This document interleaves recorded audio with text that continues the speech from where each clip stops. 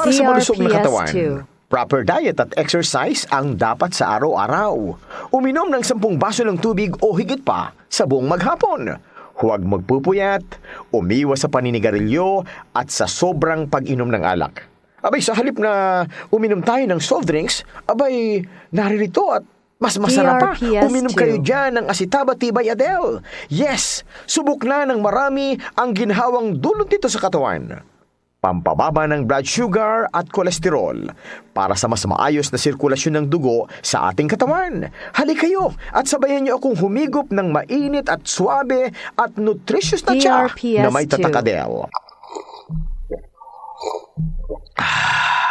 Para sa masaya, malusog at mahabang buhay, uminom lagi ng templadong tsa na may tatak Adele. Proteksyon sa ating kalusugan. Adele, Asitabati ang kailangan!